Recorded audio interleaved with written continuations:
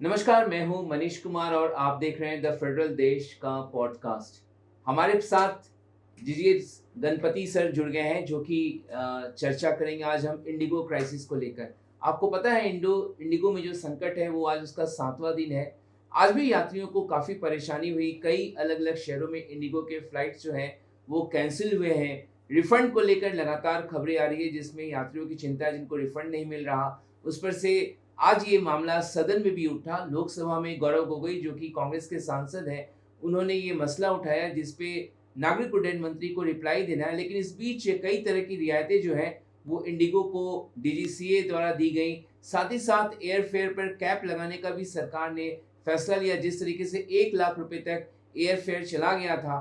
लेकिन भारतीय aviation industry जो कि एक फलता-फूलता इंडस्ट्री कहा जा रहा था, उसमें इतनी बड़ी क्राइसिस हुई, क्यों हुई? इन तमाम मुद्दों पर हम चर्चा करेंगे। गणपति सर जो कि लगातार एविएशन सेक्टर को ट्रैक करते रहे हैं सालों से, दशकों से आपको बताएँ, तो वही हमें विस्तार से बताएँगे कि आखिरकार एविएशन इंडस्ट्री में ये क्या हो गया अचानक से भारत में। तो सर सबसे पहले आपका स्वागत है। और सर इंडिगो क्राइसिस क्यों हुआ? हमारे दर्शकों को बताएँ, अचानक से देश भर में लोग परेशान हो गए इसके चलते। एक तरफ तो फ्लाइट ड्यूटी टाइमिंग का रूल्स वगैरह है, लेकिन उससे ज़्यादा इम्पोर्टेंट मुद्दा है एथिक्स का। आप कितना पायलट्स आपको चाहिए, कितना कैबिन क्रू चाहिए, तो ये तो सबको पता है। लेकिन आप उससे बहुत सारे कम पायलट्स रखेंगे, कम कैबिन क्रू रखेंगे, जितना प्लेन है उससे मैक्सिमम यूटिलाइजेशन करें। मैक्सिमम यूटिलाइजेशन करना है तो मैक्सिमम नंबर ऑफ पायलट्स भी ज़रूरत है, कैबिन क्रू का भी ज़रूरत है। लेकिन ये प्रॉफिटेबिलिटी एंगल की वजह से तो मैं कम लोगों को रखूँगा, ज़्यादा प्रॉफिट पाऊँगा। तो इस चक्कर में एयरलाइन कंपनी अगर अपना प्रॉफिट देखेंगे, सेफ्टी है, पैसेंजर कंफर्ट है, पैसेंजर रिलायबिलिटी है, ये सब नहीं देखेंगे तो फिर कैसा होगा? तो वही मुद्दा है। ये फ्लाइट ड्यूटी का जो रूल्स है, ये तो 1 साल पहले वो आ चुका है, धीरे-धीरे इम्प्लीमेंट हो रहा है। तो उसी टाइम में अगर एक्शन लिया होता, तो अब ये स्थिति नहीं होता। तो दुनिया भर में एक एयरलाइन इंडस्ट्री में एक फिनोमिनन है बफर, कि अगर जे आपको जितना पायलट चाहिए उतना आप रखते हैं, लेकिन उससे थोड़ा एक्स्ट्रा रखते हैं, क्योंकि कोई भी पायलट कभी बीमार हो सकता है, किसी और कारण से छुट्टी ले सकता है, कुछ भी हो सकता है। पायलट हो, प्लेन हो, कैबिन क्रू हो, वो सब में बफर रखते हैं। तो ये बफर के बजाय ये तो दूसरे डायरेक्शन में जा रहे हैं, जितना होना चाहिए उससे कम रख के काम चलाना चाहते हैं। तो ये गवर्नमेंट इतने दिन से एक्शन क्यों नहीं लिया? तो इस हालत में आने की क्यों वेट कर रहा था? तो ये बहुत ज़रूरी मुद्दा है। अभी बताते हैं कि भाई हम एक्शन लेंगे, ऐसा सबक सिखाएंगे, ये करेंगे, वो करेंगे। लेकिन ये सब पहले किया होता कि भाई आपको एक रूल दिया है, उसका आप इम्प्लीमेंटेशन कैसे कर रहे हैं, क्या कर रहे हैं, टाइम टू टाइम हर महीने अगर इन्होंने रिव्यू किया होता तो आज ये स्थिति नहीं होता। तो सर डीजीसीए जो कि इस सेक्टर का रेगुलेटर है उसका क्योंकि हम सब जानते हैं, आप भी सब जान रहे हैं कि एयर लगातार इंडिगो जो है नए-नए एरोप्लेन खरीदने के लिए ऑर्डर प्लेस कर रहा था। ये भी पता था डीजीसीए को कि इसके लिए फिर मैन पावर की ज़रूरत पड़ेगी। तो क्या डीजीसीए को पता नहीं था? क्योंकि ये दिक्कतें एयर इंडिया में नहीं हुई, ये इंडिया कासा चाहे दूसरी जो स्पाइसजेट है उसमें नहीं हुई, ये केवल इंडिगो में ही क्यों हुई? यही तो, अगर एक एयरक्राफ्ट आपके पास है तो इन जनरल एक नियम है कि कितना पायलट आपके पास होना चाहिए, कितना कैबिन क्रू आपके पास होना चाहिए। तो आपको दिन रात प्लेन को चला चला के रेवेन्यू जनरेट करना है, उसकी प्रॉफिटेबिलिटी बढ़ाना है, तो उसके हिसाब से आपके पास मैन पावर होनी चाहिए। तो आज इंडिया में सबसे बड़ा एयरलाइन, मतलब सबसे बड़ा तो सबको पता है, बिल्कुल। लेकिन किस एक्सटेंट पे? Almost 63%, close to market share. 65% market share है। तो एक ही एयरलाइन के पास अगर उसमें कोई भी प्रॉब्लम हुआ तो सॉफ्टवेयर का भी हो सकता है, कोई और ग्लिच हो सकता है, स्ट्राइक भी हो सकता है। बिल्कुल। तो किस तरह का वो एविएशन ट्रांसपोर्ट को अफेक्ट करेगा, तो वो हम एक हफ्ते से देख रहे हैं कि फ्राइडे को पीक इम्पैक्ट था, लाइक ए क्लाइमैक्स। बिल्कुल। Almost 1000 flights next cancel, time. इसलिए कि इंडिगो रोज ही चलाता है ऑलमोस्ट 2300 फ्लाइट्स, कि अगर कोई उसमें प्रॉब्लम होगा तो इस तरह का सिस्टमिक इफेक्ट होगा, वो तो सबको पता है। इससे पहले फॉग की वजह से होता था डिलेज वगैरह, क्योंकि वो लो विजिबिलिटी लैंडिंग का टेक्नोलॉजी वगैरह बहुत कम था, तो अब वो धीरे धीरे आ गया है। अब पायलट स्ट्राइक वगैरह पहले होता था, वो सब अभी नहीं हो रहा है। तो अब नया तरीके का प्रॉब्लम है। जैसे अगर मान लीजिए इसमें इन्होंने बोला कि भाई कंटिन्यूअस रेस्ट पायलट्स को देना है, नाइट लैंडिंग कम करना है। मतलब नाइट लैंडिंग एक पायलट से पहले 6 नाइट लैंडिंग करने का था, अब 2 किया है। मतलब 6 कर रहे लेकिन हैं। सर फिर 6 पे रिस्टोर कर दिया हाँ तो डीजीसीए रिलैक्स करके। हाँ रेस्टोर कर दिया।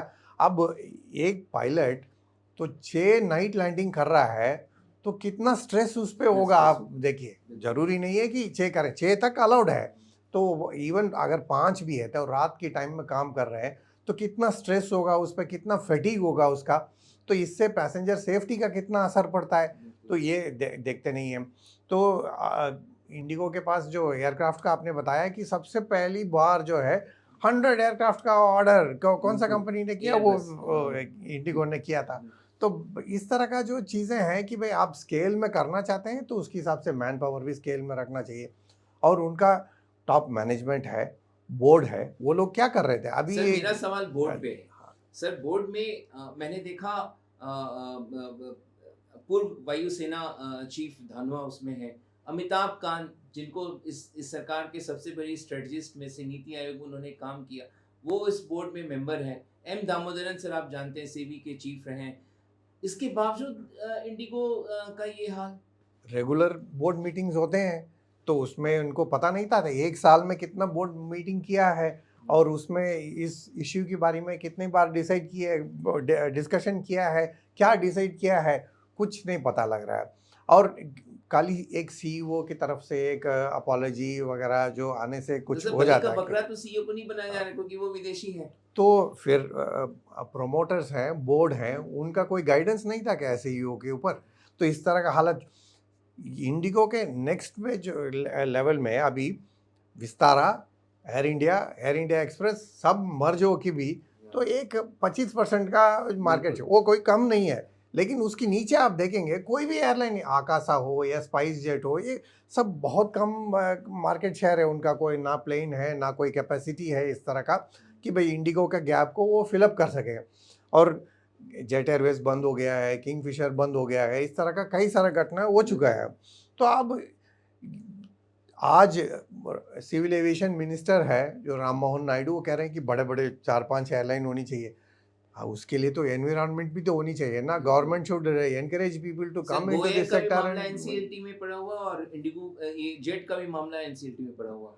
और एक दिन 2 दिन नहीं है, 1 महीने 2 महीने नहीं है, ये तो सालों से ये सब पड़े रहते हैं। तो कब ये इन एयरलाइन का रिवाइवल होगा, और किंगफिशर का तो रिवाइवल होगा तो तकरीबन रिटर्न ऑफ है, तो पॉसिबल ही नहीं है। तो ये इस हालत में रहेगा तो एयरलाइन इंडस्ट्री में कैसे कंपटीशन आएगा, कैसे वो मार्केट शेयर जो है इस तरह का हाई रिस्क से लेकर के लो रिस्क में जाएगा, वो तो पॉसिबिलिटी लग ही नहीं रहा है। तो government should take action when they should have considered this also when they sold Air India, merged Air India and Indian Airlines to Tatas। तो अब इन सब चीज़ों में कोई ध्यान नहीं दिया। जब प्रॉब्लम आ रहा है सब सवाल आ रहा है, तो इससे पहले ही इन सब सवाल जो है वो पहले किसी ने पूछा होगा, जवाब मांगा होता, तो आज ये स्थिति नहीं होता। पैसेंजर बहुत दुखी है। अगर मान लीजिए बोलते हैं कि भाई अच्छा फ्लाइट कैंसिल है तो रिफंड कर दो। आज अगर किसी मेरे को फ्लाइट में जाना था, रिफंड भी मेरा हो गया, मेरा पैसा जेब में आ गया, उस पैसे से मैं दूसरा टिकट खरीद सकता हूँ क्या? तो उसी टिकट फेयर जो है वो डबल ट्रिपल पता नहीं क्या क्या 10 गुना बढ़ गया था फ्राइडे को। अब कैप लगा के भी फायदा नहीं है, कैप लगाने के बाद भी जो है वो कितना इम्प्लीमेंट हो रहा है कुछ नहीं सर पता। मैं कैप पे आऊंगा, ये तो महत्वपूर्ण प्रश्न है, लेकिन पहले मैं आऊंगा सर डुओपोली पे। क्या ये सरकार जिस तरीके से हम टेलीकॉम में देख रहे हैं, एविएशन में देख रहे हैं, चाहे हर इंडस्ट्री में, चाहे इंफ्रा लेवल पे भी अगर देखें तो उसमें भी डुओपोली है डेवलप करने को लेकर। तो इस तरह की डुओपोलिसी क्या सरकार की पॉलिसीज को बढ़ावा दे रही है, या देश में ऐसा क्यों हो रहा है जबकि पहले एक एक सेक्टर में कई सारे प्लेयर हुआ करते थे? तो ये गवर्नमेंट को लॉन्ग टर्म विजन से सोचना चाहिए, एनकरेज करना चाहिए। आप बोल रहे हैं कि भाई रोड बिल्डिंग में आइए, स्पेस सेक्टर में आइए, रैकेट्स बनाने में आइए, लेकिन जो बेसिक सेक्टर्स है, तो रेलवे तो हमारा था अभी तक मोनोपोली चल रहा है।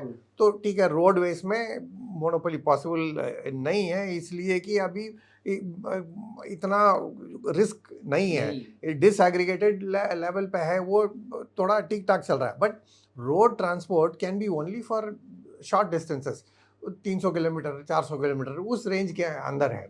तो उससे ज़्यादा रेंज होगा 500 600 तो फिर रेलवे है, या फिर 1000 2000 तो ये एविएशन है। अदरवाइज वायबिलिटी नहीं होता है। आप कितना टाइम ट्रैवल में स्पेंड करना चाहेंगे? आपको कोई इमरजेंसी है तो कैसे जाएंगे? तो इसके लिए गवर्नमेंट जो है पूरा टोटल ट्रांसपोर्ट सेक्टर में कि भाई passenger facilitation, it is not a luxury, this is a basic necessity for everybody, people of this country। ये सोच के इन्होंने लॉन्ग टर्म विजन के साथ लोगों को एनकरेज किया होता है और लोगों को आने का है।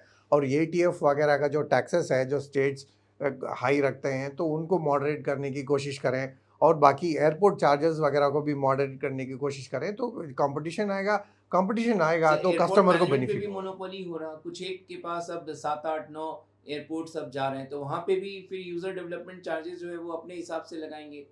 तो आपने देखा होगा कि बहुत सारा देशों में, जैसा लंदन है, लंदन का तो 3 एयरपोर्ट है, अभी नहीं बहुत सालों से।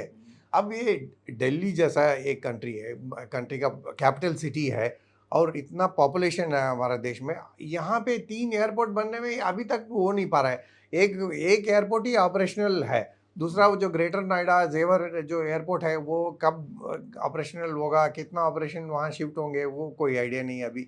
एक हिंडन का थोड़ा ऑपरेशनल बनाया which is more defence airport, बिल्कुल उसका थोड़ा एक एनक्लेव बनाया, वो इतना ज़्यादा फैसिलिटीज़ नहीं है फैसिलिटीज उसमें। नहीं है। तो मुंबई में सेकंड एयरपोर्ट के लिए वो ग्रेटर मुंबई एरिया का जो नवी एयरपोर्ट है, मुंबई नवी का। मुंबई एरिया का, वो अभी तक जो है वो इतना पिकअप नहीं हुआ है। तो ये कंपटीशन जो ना के बराबर है वो इंफ्रास्ट्रक्चर में, और इवन एयरलाइन ट्रांसपोर्ट में भी कंपटीशन बहुत मिनिमम है। Therefore the competition is only between IndiGo and Air India. India. Where is the other option तो थोड़ा इधर उधर गिने चुने हैं तो सर बस। यही कंपटीशन नहीं है तो फिर सर हम एयर फेयर पे बात करते हैं। एयर अब सरकार ने प्राइस कैप लगाया, अपर लिमिट। आपको सर याद होगा कि कोविड के काल में गवर्नमेंट ने आपको जब 2 महीने की लॉकडाउन के बाद जब चालू किया एयर ट्रांसपोर्ट, तो उस समय प्राइस कैप लगाया। 2022 में उसको विड्रॉ कर लिया। तब हमने देखा संसद में कई बार, पार्लियामेंट में तमाम मेंबर्स ऑफ पार्लियामेंट ने ये गवर्नमेंट से बोला कि why don't you impose price cap. Even parliament standing committee on aviation, उसने भी कहा कि आप प्राइस कैप क्यों नहीं लगाते आपने, तो सरकार उस समय हाथ खड़े कर रही थी। आज अचानक कैसे क्या हुआ सर कि सरकार ने अपर प्राइस कैप लगा दिया, जब 1 लाख रुपए तक फेयर चला गया, तो ये पहले क्यों नहीं लगा रहे थे, अब क्यों लगाया? क्या एयरलाइंस को लूटने की छूट दे रखी थी क्या? लकीली अभी पार्लियामेंट का सेशन चल रहा है, तो एमपीज लोगों को भी ये डिफ़िकल्टी को सामना करना पड़ रहा है कि ये मुश्किल जो है उनका भी जो चुनौती बन गया है, कहीं आना जाना, दिल्ली में पहुंचना है या दिल्ली से कहीं जाना है, वो तो दिक्कत आ रहा है। तो इसलिए लोकसभा में राज्यसभा में क्वेश्चन वगैरह हो रहा है। बट नॉर्मल टाइम्स में, वैसे भी विंटर टाइम में, जैसा अभी वेडिंग सीजन है, अभी वेडिंग सीजन में बढ़ जाता है अफेयर्स, और उसके बाद जो है क्रिसमस न्यू ईयर भी है। हॉलीडे सीजन में और भी बढ़ जाता है। तो इस तरह का जो टाइम में क्या हो रहा है उसमें तो कोई गवर्नमेंट जो है वार्निंग्स वगैरह इश्यू करती रहती है, पर लेकिन कुछ होता तो है नहीं। हर साल साल ब साल यही हो रहा है। अभी बहुत बड़ा लेवल पे हो गया है, 40-50 हज़ार का टिकट, 90 हज़ार का टिकट, 1 लाख का टिकट, जैसे आपने बताया। तो इस तरह का जो लोगों ने सोचा कि ये तो लूट है, तो इस लेवल पे आने के बाद जो है वो सरकार से जवाब मांग रहे हैं, और सरकार भी जो है उसको हम एक्शन ले रहे हैं, कैप कर रहे हैं, वो कर रहे हैं। बाकी टाइम में जब लो लेवल में थोड़ा सा है तो नज़रअंदाज हो रहा है।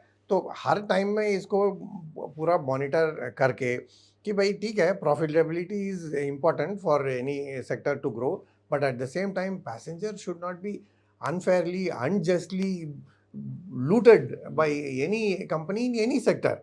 तो वो थोड़ा ध्यान इनको रखना चाहिए। वो नहीं है, ऐसा लगता है कि इस सेक्टर में ओवरसाइट रेगुलेटरी मैकेनिज्म वीक है। सर ओवरसाइट मैकेनिज्म वीक है आपने कहा। एक और प्रमुख बात की, अब सरकार तो एयरलाइंस चला नहीं रही, एयर इंडिया को उन्होंने डिसइन्वेस्टमेंट उसका कर दिया, लेकिन सरकार की भूमिका को आप किस तरीके से देख रहे हैं, गवर्नमेंट की पूरे रोल एविएशन सेक्टर को लेकर? अब उनके पास काम नहीं है, फिर भी ये सही ढंग से इसकी निगरानी नहीं कर पाते हैं कि एयरलाइंस में पायलट नहीं है, एयर फेयर कितना होना चाहिए, तो गवर्नमेंट के रोल को आप किस तरीके से देख रहे हैं? तो एक तरफ तो डीजीसीए है, दूसरी तरफ एयरपोर्ट रेगुलेटरी अथॉरिटी भी है। तो ये दोनों क्या कर रहे हैं रेगुलर एक्टिवली? एक तो मिनिस्ट्री उनके पास बहुत पावर है, they can intervene and do anything, but on a regular basis DGCA should monitor the situation.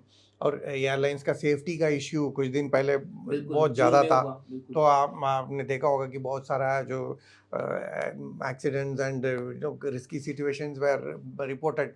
तो उस टाइम में क्या ऑडिट किया इन्होंने, क्या एक्शन लिया? कुछ होता है, उसके बाद जो है कुछ दिन बाद भूल जाते हैं। जैसे कि अहमदाबाद एयर इंडिया क्रैश है, तो उसका जो है एक प्रिलिमिनरी रिपोर्ट आया, after that everybody has forgotten what is being done to prevent similar thing not happening ever again. कि खाली एयर इंडिया में भी नहीं, दूसरे एयरलाइन में भी, किसी में भी होनी नहीं चाहिए, फॉरेन एयरलाइन में भी ये होना नहीं चाहिए। Our passengers are flying India में, जो भी ट्रांसपोर्ट टच करता है उसमें किसी में भी सब में सेफ्टी का इंश्योर करने का क्या कर रहे हैं वो कुछ नज़र नहीं आ रहा है। और ये फेयर्स वगैरह का तो अभी ये प्रॉब्लम है। तो ये एक्टिव मैकेनिज्म होनी चाहिए कि भाई आप ओवर रेगुलेशन मत करिए, बट पैसेंजर्स का इनकन्वीनियंस का लगातार कंप्लेंट आ रहा है। बैगेज किसी का टूट गया, बैगेज का जो है कहीं और चला गया है, उसका कॉम्पनसेशन नहीं मिल रहा है, फ्लाइट ओवर बुकिंग करके कैंसिल कर दिया है, उनको कोई कॉम्पनसेशन नहीं मिल रहा है, खाली रिफंड मिलना ही बड़ी बात हो गई है। रिफंड मिलना बड़ी बात है, it is your own money which is with the airline, उसको वापस देने में भी इतना मेहनत करना पड़ रहा है। और ऊपर से कोई फ्लाइट डिले हो गया, 1 घंटे का डिले हो गया, ठीक है कोई बात नहीं। अगर ज़्यादा डिले हो रहा है तो आप पैसेंजर का क्या कर रहे हैं? आप उनको सही का इन्फॉर्मेशन दे रहे हैं, तो उनको कंफर्ट करने की कोशिश कर रहे हैं कि भाई ज़्यादा 3-4 घंटे डिले हो रहा है, आप इनको कोई लॉन्ज में या किसी जगह पे कंफर्टेबली बिठाने की कोशिश कर रहे हैं, या और भी डिले होने वाला है तो उनको आप बता करके आप घर जाइए या कल आइए, फिर आपको होटल बुक है, कुछ कुछ करते हैं। पहले फुल सर्विस कैरियर होते थे, उस टाइम में ये सब काम होता था। अब जब से लो कास्ट आ गया है कि airlines take it as a given कि भाई ये सब क्या करना है, तो हम तो वैसे ही कॉस्ट कट करना है, तो ये सब बिल्कुल बंद ही कर दिया, वो कल्चर में से ही हटा रहे हैं ये सब। तो therefore passengers are at risk. अगर आपका प्लेन ठीक से टाइम पे चला गया है, थोड़ा बहुत डिले में चला गया तो ठीक है, अगर नहीं है तो आप फंस गए, ये हालत है।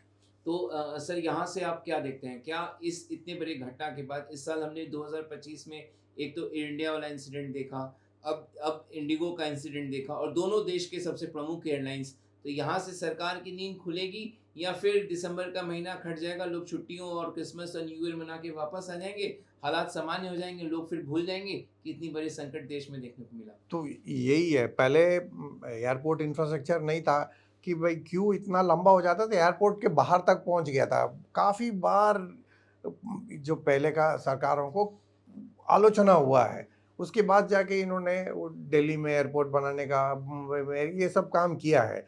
तो अब इतना वेट करके पैसेंजर को परेशान ना करें। इस मामले में पैसेंजर कन्वीनियंस में there should be no compromise, passenger safety में there should be no compromise.